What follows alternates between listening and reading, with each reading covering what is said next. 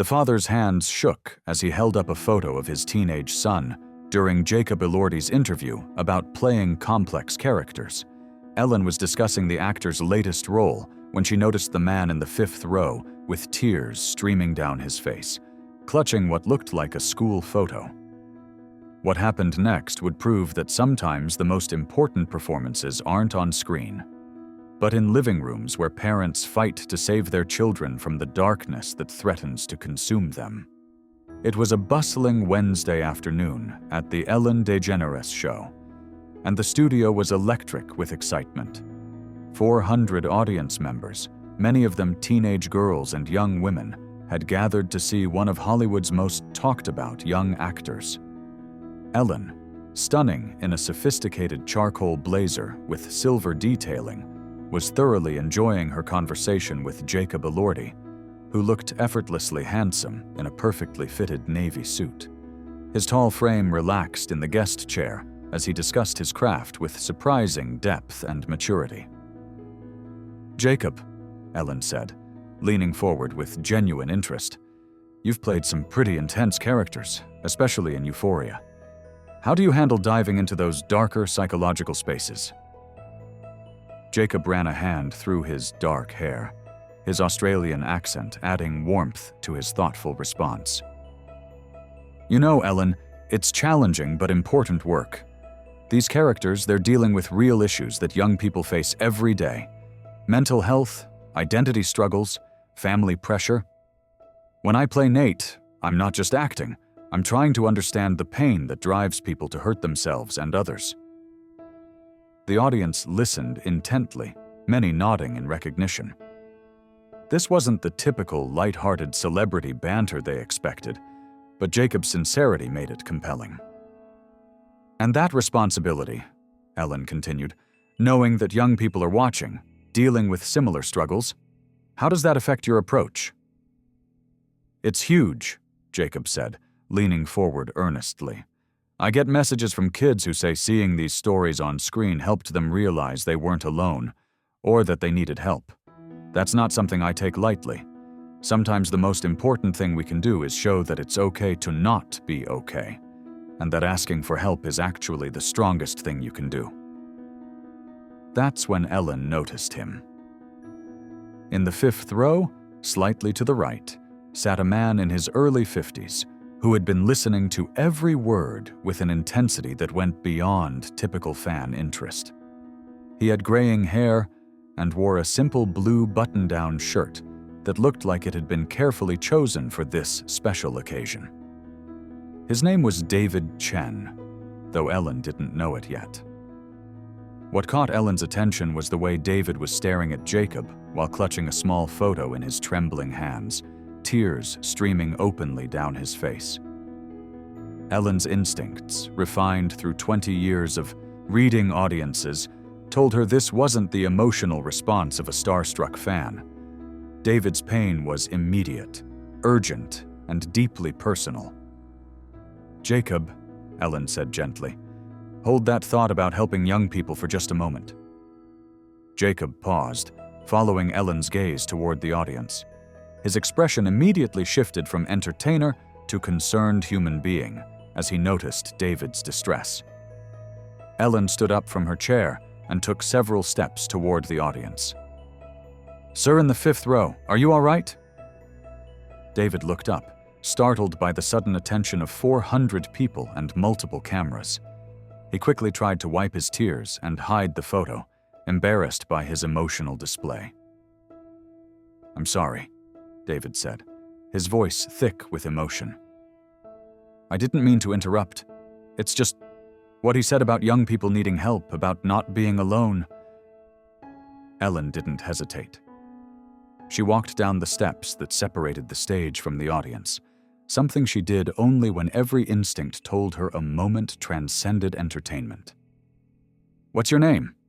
Ellen asked, now standing directly in front of David's row. "David Chen. I'm a high school math teacher from Sacramento." His voice cracked slightly as he spoke.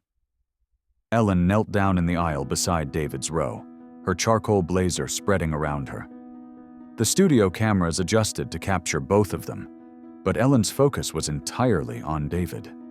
"David, what's in the photo you're holding?"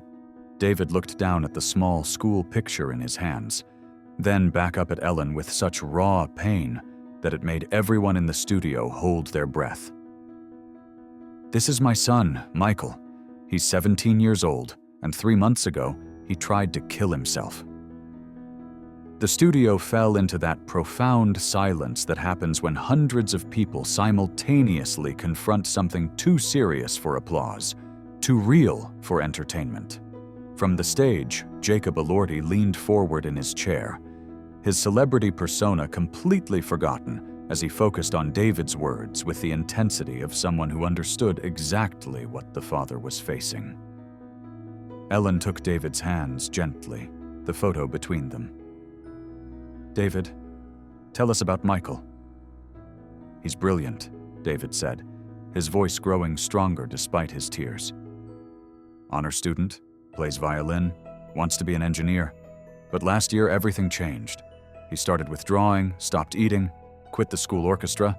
I kept thinking it was just teenage stuff, you know? Moodiness. I told him to toughen up, to stop being so sensitive." David's voice broke completely.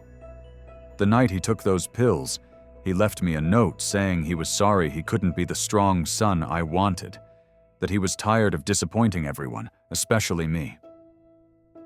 Ellen felt tears welling in her own eyes. "David, how is Michael now?" "He's alive, thank God. But he's struggling. He won't talk to me, barely leaves his room. His therapist says he needs to know that I understand it's not about being weak or strong. It's about being sick and needing help. But I don't know how to show him that I get it now." Jacob Elordi, without being asked, stood up from his chair and walked to the edge of the stage. "David, may I say something?" David looked up at the young actor with surprise and nodded. "First," Jacob said, his voice carrying across the studio with unexpected authority, "Michael's depression isn't your fault. Mental illness doesn't discriminate, and it's not about strength or weakness. It's about brain chemistry, trauma, genetics, things nobody can control." Jacob walked down the stage steps, approaching David with the kind of respect usually reserved for meeting someone you deeply admire. "Second," Jacob continued, now standing beside Ellen, "the fact that you're here, that you're trying to understand, that already tells me you're the father Michael needs. The hardest part isn't having all the answers, it's being willing to learn them." Ellen stood up slowly, creating a circle of 3 people connected by this moment of raw honesty. "David," Ellen said, "what would you say to Michael if you could tell him anything right now?" David looked down at the photo again, then directly into the main camera, as if his son might be watching. "Michael, I'm sorry. I'm sorry I didn't understand. I'm sorry I made you feel like you had to be perfect, like your pain didn't matter. You're not disappointing me, son. I'm disappointing you by not knowing how to help. But I'm learning, and I'm not giving up on you. Ever."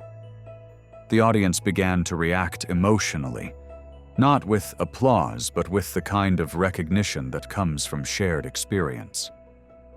Jacob knelt down beside David, creating an intimate moment that the cameras captured but didn't intrude upon. "David," Jacob said quietly, "I want to give you my personal contact information. Not for publicity, but because I work with organizations that help families like yours. And I want you to know that what you just did, admitting you didn't understand and asking for help, that's exactly what Michael needs to see."